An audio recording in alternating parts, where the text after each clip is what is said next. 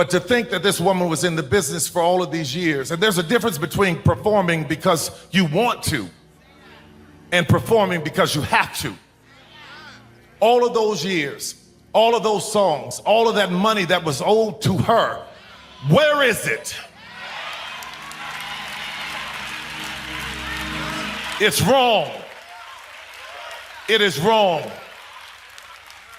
And I'm tired of seeing us struggle and go through things and work hard and not reap the benefits of what we were supposed to reap. Welcome back to A Place to Conversate, where we talk entertainment, politics, sports, pop culture, social issues, and everything in between.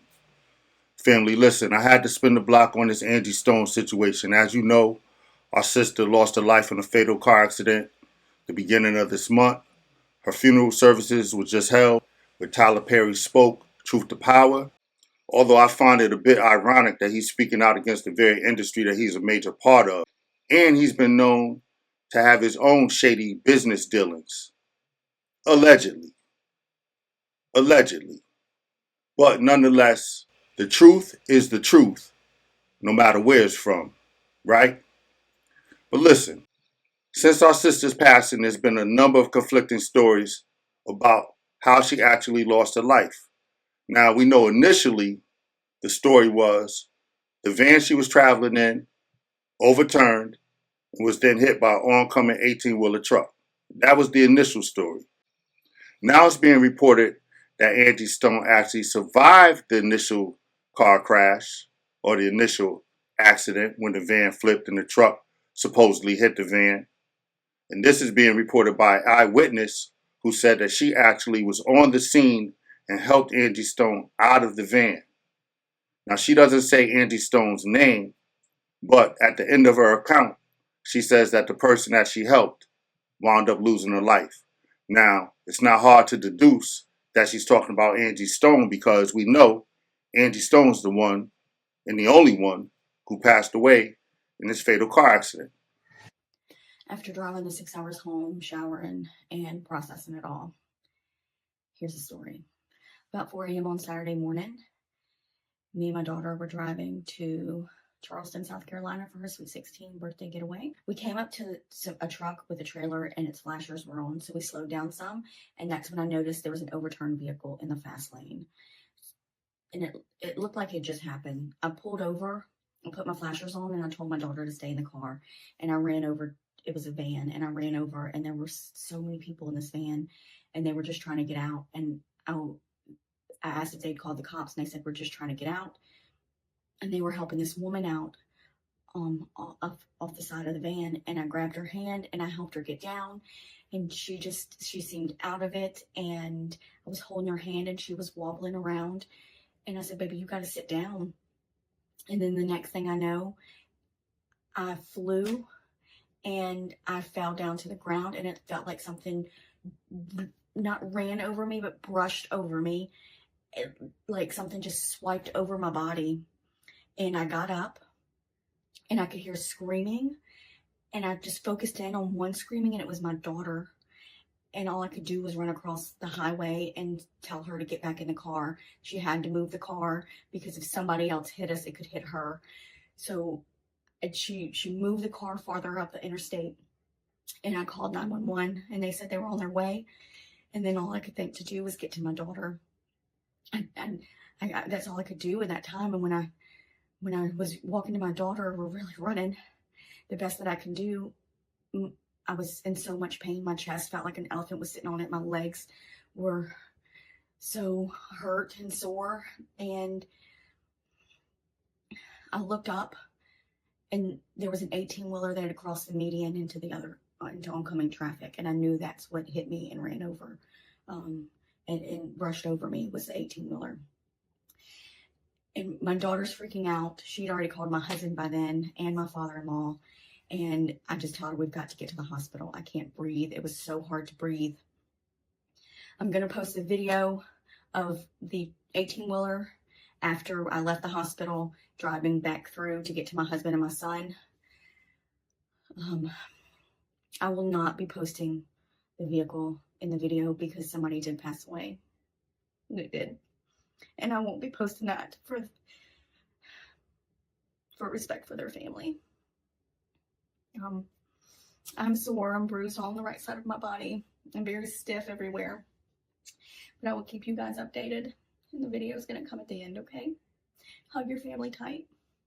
Hug your family tight. Now I ask you, why would she lie? Why would she lie?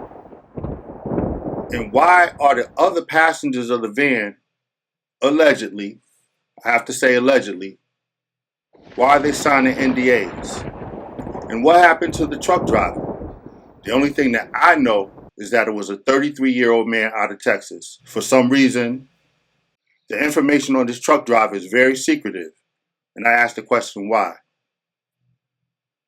According to the lady you heard her say, she helped Angie Stone out of the van. She just got out of the way of the truck. In a fraction of a second, and that 18-wheeler truck basically ran our sister over and took her life. Was this a targeted hit on our sister because she was coming after her publishing and her royalties? Remember, at the beginning of the year, Angie Stone went live and was talking about how she was going through the steps and process of recouping her publishing and royalty rights because of the music industry that had robbed her over the many years.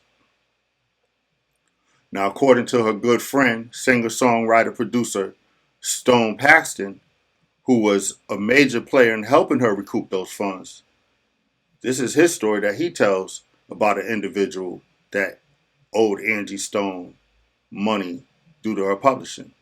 One of 3 individuals, according to Angie Stone. He never responded via email, and he never called back. Ever. At that time.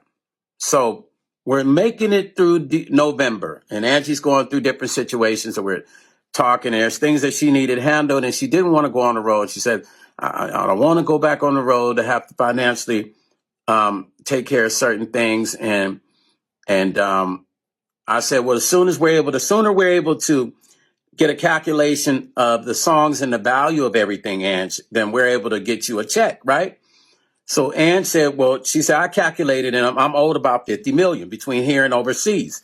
This is what she said to me, right? And I'm only telling you what she said. And I said, okay. I said, well, I mean, I'm sure we can get you in advance.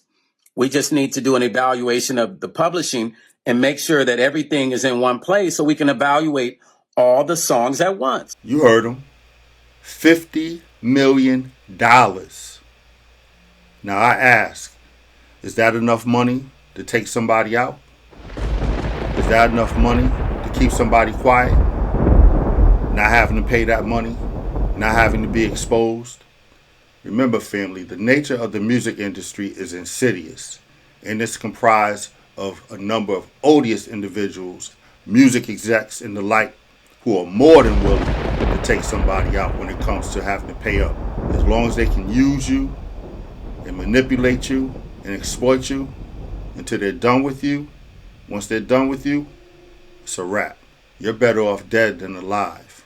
So again, I asked the question, was this a targeted hit on our sister? I want to know what happened to our sister.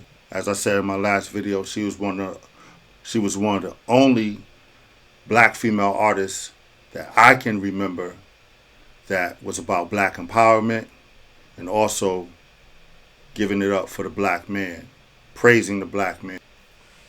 Our sister deserves justice. Real talk. This is the aftermath of the accident. Now, she was the only one that lost her life. No one else was critically injured. And I'm not saying anything silly where I'm hoping anyone was killed, but isn't it ironic that she's the only one that lost her life and everybody else was really basically good money at the end of the day? Why are NDAs being signed? Why is everybody so secretive about the truck driver who crashed into the van or ran over our sister? Why isn't there no information on this man? Why isn't he being arrested? If he has been, please update me. That's vehicular homicide. Listen, family, let me know what you think about this situation with Angie Stone. Do you think that, again, it's sheer coincidence? Or do you think that there's other elements at play? Or am I doing too much? Let me know in the comments what you think. Until then, ladies and gentlemen, remember, stay safe, Be well.